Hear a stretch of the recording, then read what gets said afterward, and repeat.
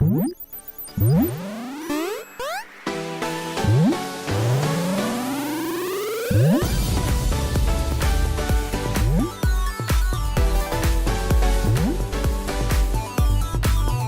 guys, and welcome back to another episode of my Pokemon Battle Series, The School of Hard Knocks. So throughout this episode, like every other, we'll be jumping onto the Pokemon Global Link Battle Spot ladder, playing under the Championship Battle rules, which are the equivalent rule set of the VGC 2017 season. So, feels like it's been an age since we had one of these episodes. So, I'm really sorry about that, guys. Obviously, last week we were tied up putting up all of the International Challenge episodes from the weekend previous to that. So that was really fun. It was a lot of work putting up nearly 45 battles in the space of 1 week, but we managed to do it, and I hope you guys really enjoyed that little mini-series that we did. I will be doing it again in the next International Challenge, whenever that will be, but I may change things up and do a bit of live streaming while we do that, so keep an eye out for that. Today's episode, though, actually, before we go into today's episode, I will just say I didn't really have a chance last week to bring it up when the news kind of broke that I got offered a place to commentate on this past weekend's Sheffield Regional. So that's where I've been this past weekend. So I do apologise there was not an episode yesterday because I've just been absolutely wiped out since I got back from the event on Sunday evening. So I've literally had no time to kind of rest up and get myself back on here and do a video for you guys. But I had the absolutely most amazing time doing the event. It was the best experience I've had and probably one of the most enjoyable Pokemon events I've ever been to. It was just absolutely amazing. So massive thank you for the guys that run the VGC and Play Pokemon circuit for actually asking me to be a part of that and experience that side of the game. And obviously massive thanks as well to my co-commentators, Jay, Matt, Nino and Sebi. They were absolutely amazing, as well as all the production crew, and just made my whole time there just amazing. And if you guys would like to hear more about that, I can do a special little episode just to give you kind of feedback on how the whole event went, because it was just an amazing opportunity, and I had a great time watching all of the amazing games and the top players that were there. So give me a shout out, let me know if also, guys, if you haven't seen the Twitch, the live stream from the weekend, do check it out. I'll put a link in the description below.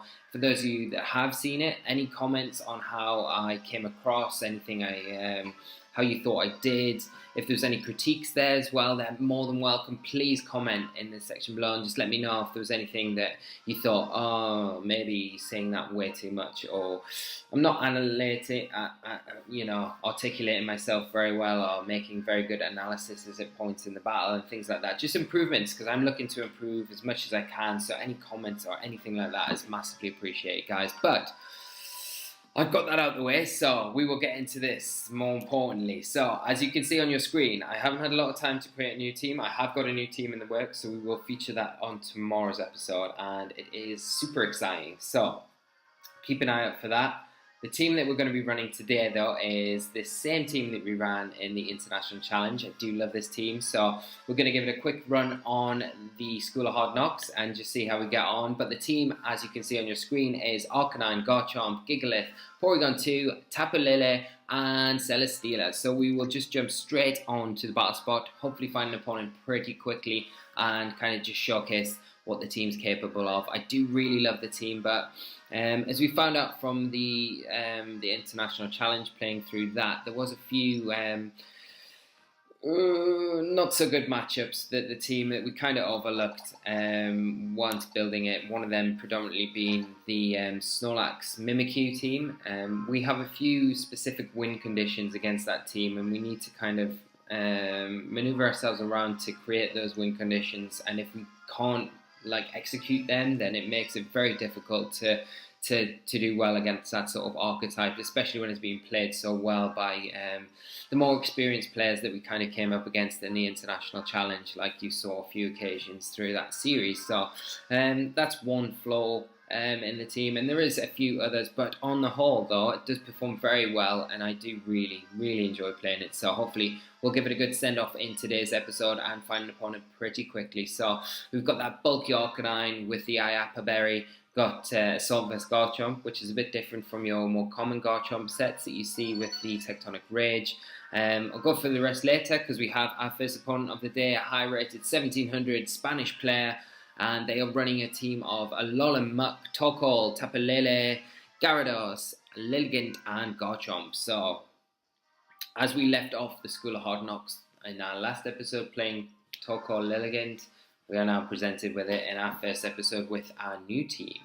So, quite interesting. We need to be obviously very careful of that lead because it is very, very strong. The Tapu Lele as well is going to be a bit of an issue because we haven't got any other terrain to change that. So it's going to be able to fire off those big psychic attacks. I would imagine maybe it is Choice Scarfed, so we have to be careful for that as well. And then we've got the Gyarados, which puts a lot of pressure onto my Arcanine and has Intimidate to kind of put that pressure on my side of the field as well. Now, because of the sun, I am going to definitely want to bring my Gigalith because it gives me a really good matchup against that. So I think what I might do here is go Arcanine. I definitely want my Garchomp.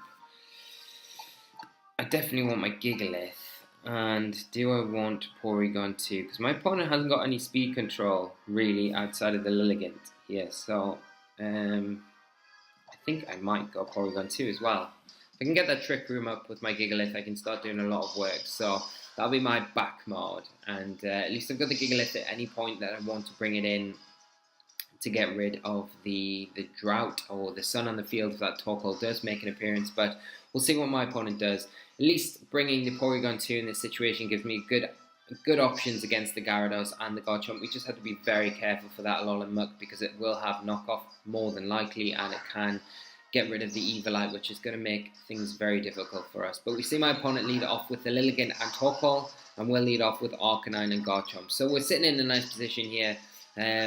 We are Assault Vest Garchomp, so we'll be able to take those eruptions very easily, and Arcanine is going to be able to take full advantage of the sun, and it's not going to take too much damage from the eruptions either. So this first turn, what I am going to do is go for a Snarl with my Arcanine. This way I can start lowering the special attack of that Torkoal for the eruptions, and I can break a potential sash on that Lilligant. So with my Garchomp as well, what I'm going to do, just to get some damage on that Torkoal, and I'm actually not. I'm going to just go for a Fire Fang into the Lilligant, because hopefully that'll take it down to its sash, and then the Snarl can pick up the KO there. So we see the Torkoal Protect here. The Lilligant going for Sleep Powder, yeah. It goes for the Sleep Powder, and it does hit into my Garchomp. My Arcanine, sorry. Need to pay more attention. And we do get a Fire Fang off into the Lilligant, so we will take it down to, oh no, just above its sash, so, but that's fine, Arcanine does take a turn of sleep, so there is every chance it could wake up next turn. So I'm just going to go for a Snarl again, and I'm going to go for a Rock Slide this time with my Garchomp, because if we can get the Rock Slide off this turn, then we will be picking the KO up onto that Lilligant, all depending on if we hit or not. So see what my opponent goes for here, and we are going to see a Z move, which is coming from the Lilligant, which is a Bloom Doom. So my Garchomp should be able to survive this. We are Assault Vest, but it is a Bloom Doom, so we'll see. I'm pretty confident we'll survive this. So let's see how Garchomp faces up. Yeah, easy. So we get the Rock Slide off. We will pick up the KO on that Lilligant, get some good damage off onto the Torkoal, potentially pick up a flinch, and let's see if the Arcanine can wake up and get a Snarl off. Arcanine doesn't wake up, unfortunately, and we will see an Eruption come off from the Torkoal, which does alright damage, I guess, onto both of my Pokemon. So let's see, are we going to see that Tapu Lele now? I wonder. No, we see my opponent's Garchomp come in. So we have seen my opponent use their Z move though, so that is quite nice information. I think here what I'll do is bring in my Porygon 2 and just just go for another rock slide with my Garchomp. Because if we get the rock slide off again, then that'd be super nice. But I kind of expect my opponent to maybe outspeed me with their Garchomp and get an Earthquake off first. We're not running max speed Garchomp, we are running Jolly, but not max speed. Torkoal protects, so it's likely we're going to see an Earthquake come out here. Yeah. So this will pick up the KO onto my Garchomp. Porygon 2 should be able to take it quite nicely though. Yeah, that's alright. What I'll do here is bring in my Gigalith. Get rid of that Sun. And I'm going to go for a Trick Room. Get the Trick Room up. And then I can start putting a lot of pressure on with my Gigalith and Porygon 2 combination here. So, go for the Trick Room with my Porygon, and I'm just going to protect my Gigalith here just in case, well, just to protect it to get the Trick Room up. I don't want to take any Earthquake damage from the Garchomp, and we may see the Torkoal actually switch out here in my opponent's end of the field. So it'll be interesting to see what they bring in, if they have brought that Tapu Lele or not.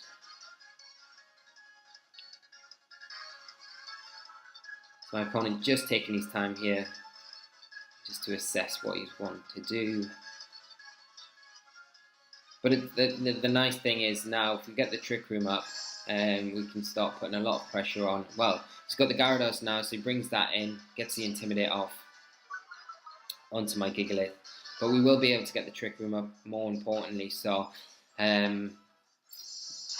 we can, well, next turn, probably what I will do, so we see Heat Wave coming off from the Torkoal. So this next turn, what I'll do, I'll get a recovery off with my Porygon 2, just so it sticks around in the field a bit longer, and I'm gonna go for the Continental Crash into the Gyarados,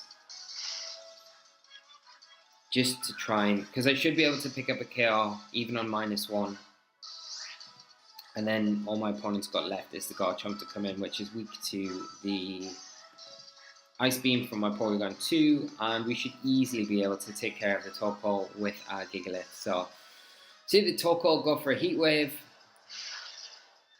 does decent damage on my Porygon 2 and picks up the burn, which is a bit unfortunate there. We are going to get the Continental Crush off though with our Gigalith, and like I say, even though we're -1, it's such a huge attack, it should pick up the KO onto the Gyarados, pending any berries or anything unsuspected like that. So, Gigalith going to consume the earth and create the biggest boulder in the world and just drop it down on this Gyarados and hope it is enough to pick up the KO here. Yeah, easy. So there, the Gyarados goes down, we take a nice lead here, and we're going to get the recover off with the Porygon 2, putting us in a really nice position going into this next turn. We will take a little bit of damage from the Sandstorm and a bit of chip damage from the burn as well on our Porygon 2, but we're sitting in a nice position here because we've got the Ice Beam to put a lot of pressure onto the Garchomp, which is the main thing. I imagine the Garchomp may go for a... well, yeah. I'd imagine the Garchomp might go for a Protect here to stall out the Trick Room, but I'm just going to go for a Stone Edge into the Torkoal and a nice Beam into the Garchomp. Yeah, so the Garchomp does go for a Protect here. Torkoal probably go for a Heat Wave. Yeah. Get some damage off on to the Porygon 2, which is fine. Hopefully we hit our Stone Edge. Oh, Stone Edge is terrible. We had so many issues with it on the through the IC, and it continues here. So we've got to kind of hope that we can get oh man, a recover off with this Porygon 2. That's the main thing. Yeah, I'm gonna have to go for the recover here. And I'm going to go for another Stone Edge into the Torkoal here. We might see an Earthquake this turn come out from the Garchomp. But then again, you might not want to risk not getting a Heat Wave off first with that Torkoal to try and pick up the KO onto the Porygon 2. But the Garchomp goes for another Protect again, so that's nice. So we're not going to take any further damage if we can just get through this Heat Wave, get a recover off, hit our Stone Edge, that's the main thing. which we do this turn. This will pick up the KO onto the Torkoal, and we'll get the recover off, more importantly, with our Porygon 2 that we need to take care of that Garchomp. So, big recovery here. And I think we might have... Do we have one more turn of Trick Room?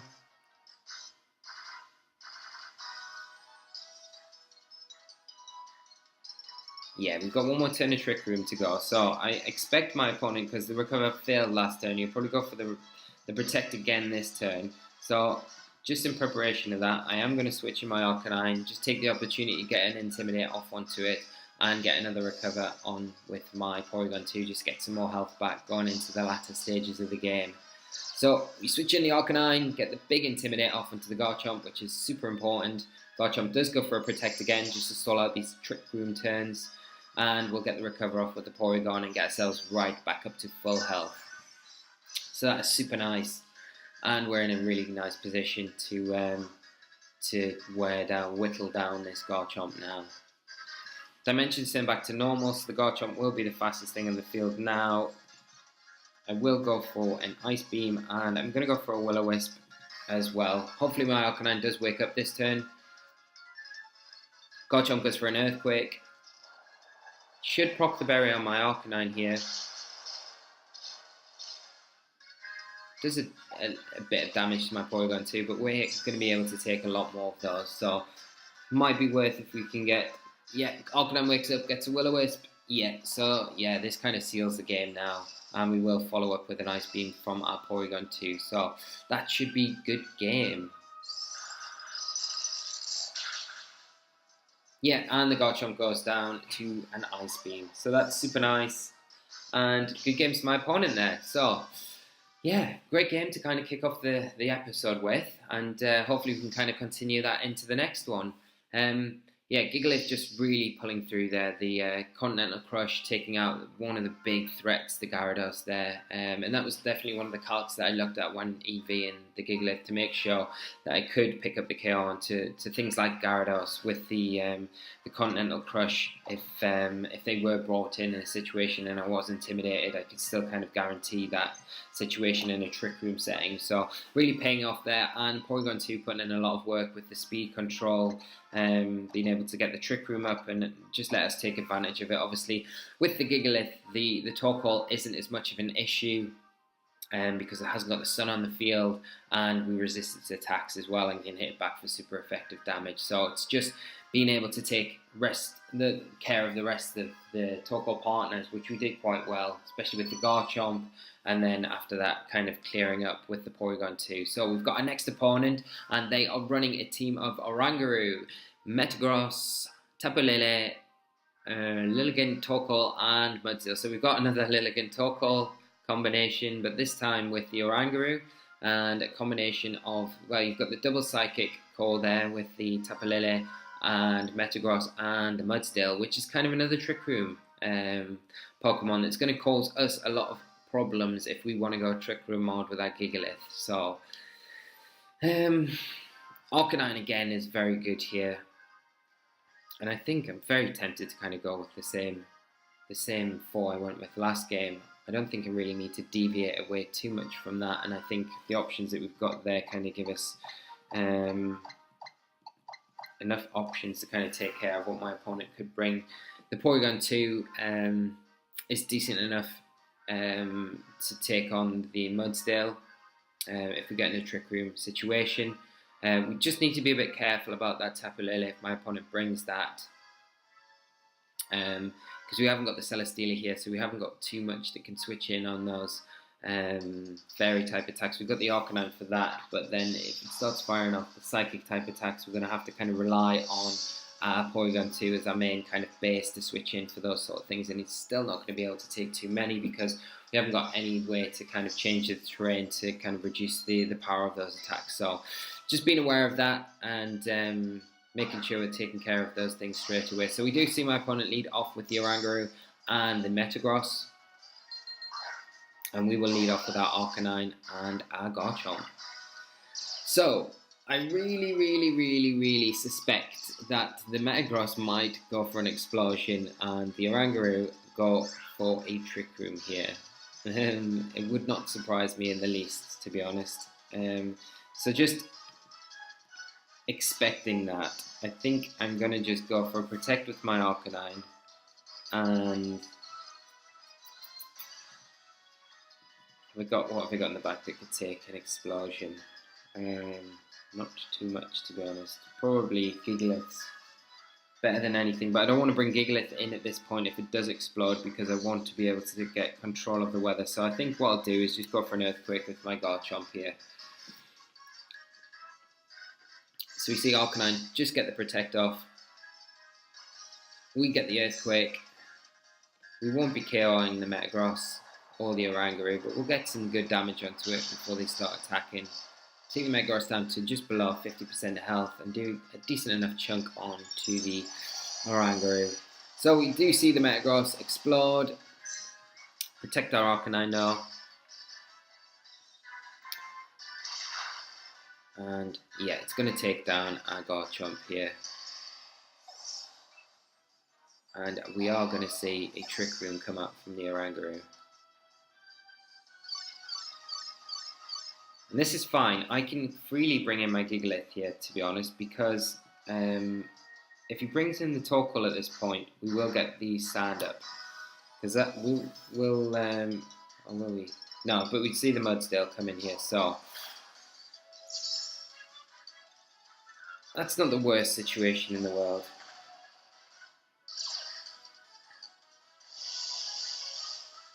But we do need to be very careful of the high horsepower and the Instruct, obviously. I think what I'm going to do is bring in my Porygon 2, and I'm going to go for a... Is my opponent going to target down? Well, he might go for an Earthquake, to be honest. I think I'll just protect my Gigalith here, just to be on the safe side. Because one thing we want to try and do is to kind of cycle those Intimidates. So we just reduce the attack on that Mudsdale and try and stall out the Trick Room a little bit. We obviously can start taking advantage of it with our Gigalith. We will be underspeeding the Mudsdale, but then we need to be very careful about not taking too much damage early on. Like I say, the Instructor is going to be a big threat. So we do see a high horsepower. It does go into the Porygon 2. So we can take that alright. We do see a Swagger though. And it is onto the Mudsdale. Okay. What I'm going to do now is just recover with my Porygon 2. And I'm going to take the Oranguru out of the situation here. And I'm going to get a Continental Crush onto the Oranguru. Because that should be enough to take it out and stop any Instructs coming out onto either of my two Pokemon, and at least we'll be able to get a little bit of health back with our Porygon 2, because that's going to be our main kind of point to take care of this Mudsdale with those Ice Beams. And at least we've got the Arcanine in the back to kind of bring in at some point, potentially get a Will-O-Wisp when the Trick Room runs out onto the Mudsdale if we need to, and with that Intimidate support as well, which will kind of help us go forward in the match. So we are going to get the Continental Crush off, so here we go. Hopefully it is enough to take out that Oranguru. Gigalith just powering up again. Continental Crush is just such a devastating attack as well. It's so powerful. So I would imagine it'll easily KO the Oranguru from this position that it's in now. And just, that's the main thing, because the Instructors do... Oh wow, it doesn't actually KO it. Oh my god, that's crazy. Wow. So we're going to go down to an Instruct high horsepower here. I can't believe it. That's such a bulky Oranguru. Wow. That is insane. So unfortunately we do lose our Gigalith here. But the Oranguru will go down to Sandstorm damage. But now we have another issue to worry about. If my opponent has that Torkoal in the back, then we're going to have a bit of a job on our hands, because we are not going to be in a great position at all. We've not really got a lot to kind of hit the Torkoal with. and it is the Torkoal. So we're not in the best of positions. Losing the Gigalith like that, not ideal at all. Which is a bit unfortunate, because if the Oranguru had gone down to that Continental Crush like planned, then we would have been able to kind of bring in the Arcanine for the Gigalith and then get the Sandstorm back on the field at some point in the game. But now we're looking down at taking a huge eruption and high horsepower, which is not ideal at all. What can I do here? The Trick Room is going to run out this next turn, so I don't need to worry about reversing it. I think what I'm going to have to do is go for a Thunderbolt onto the Torkoal, and I'm going to go for a Will-O-Wisp into the Mudsdale. And hopefully we can get through this turn. Not looking ideal though. So we do take the Eruption. Both Pokemon take it not too bad though. And high horsepower coming out into Porygon 2, which is fine. That's the way better option here. So we will be able to get the T-Ball onto the Torkoal, and more importantly, that Will-O-Wisp onto the Mudsdale. So that's super important. Trick Room should end here. So what I can start and do is go for the Snarls onto that Torkoal, reduce its attack power. I know we've got one more turn of Trick Room. Not ideal at all. So I should have really reversed the Trick Room there. Okay. I can't protect my Porygon 2. I've kind of just got to hope that I can get a recover off. And go for a Snarl. I'm just going to go for the Snarl with my Arcanine. Hopefully that Mudsdale attacks into my Arcanine this turn. Do see a Flamethrower off from the Torkoal into Porygon 2. Oh, we can't survive, unfortunately. So we should have probably went for the recover there rather than going for the... not enough to actually proc the berry, which is a bit unfortunate. And this is the turn that the Trick Room ends. So, big miscalculation there from ourselves. And we're not really sitting in the best of positions at all. I don't think we've got much way to win this game, to be honest. But that Mudsdale hasn't got... I don't think that Mudsdale has...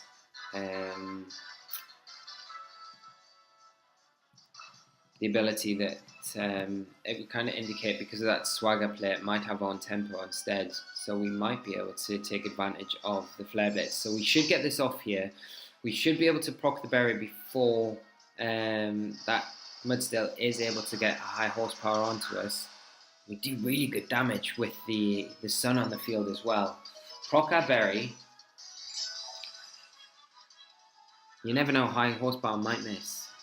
Oh, it goes for Earthquake. Okay. Is a single target attack, so it's going to do a bit more than usual. Okay. Right. What can we do? I think I'm just going to protect this turn, just to wear down that Mudsdale with a bit more burn damage, and then see if we can kind of handle this Torkoal one-on-one. The thing is with Torkoal, it's got really high defenses naturally, and with the sun out on the field, it may be able to take advantage of that, and we're probably going to be in range to pick up a KO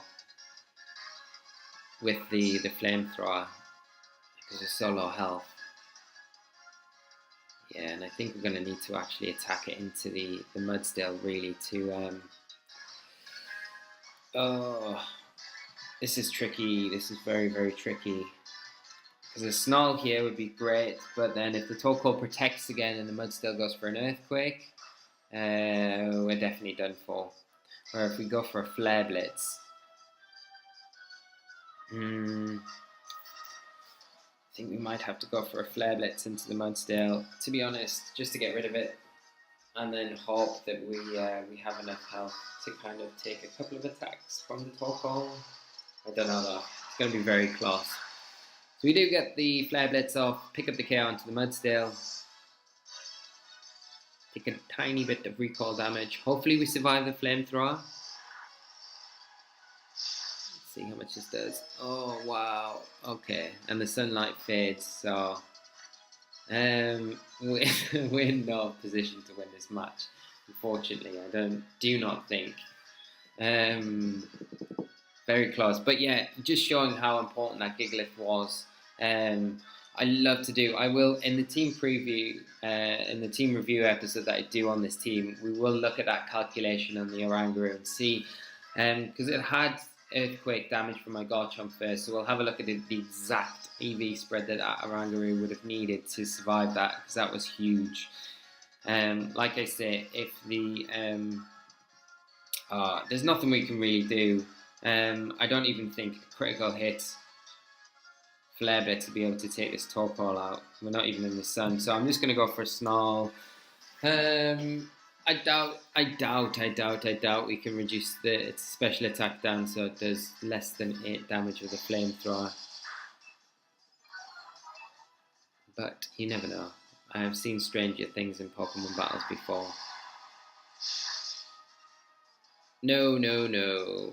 But we can't survive, unfortunately.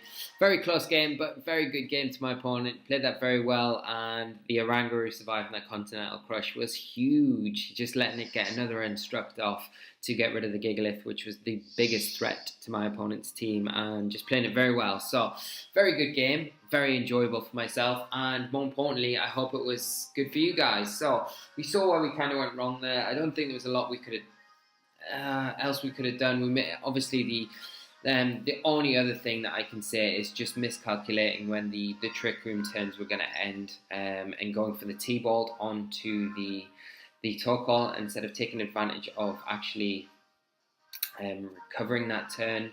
And but getting the Will-O-Wisp off onto the Mudsdale was the right play. But I think if we'd recovered with our Porygon 2 that turn, and then we could have recovered the next turn again, hopefully that would have been enough. But then again, if we didn't hit it there with the T-Bolt that turn, then its health wouldn't have been reduced at all, and it would have been able to get another eruption off the same as it did the turn before, because we can't protect with the Porygon 2. So I don't know if it really mattered too much in the end there. My opponent just playing it very well, obviously, like I say, with the Orangaroo being the big clutch turn there, surviving the Continental Crush, totally unexpected.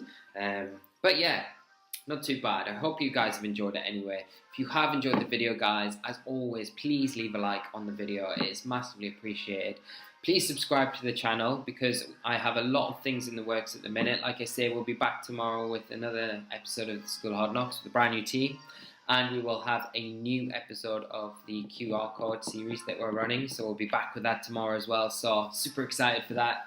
And we have a lot more other little projects in the works, which will be coming up on the channel in the next couple of months. So to make sure you don't miss them, subscribe to the channel and you will get the daily updates when they do come out. But until tomorrow, guys, I'm not going to drag this on anymore. I have enjoyed your company more than ever, like I always do. So thank you very much for watching.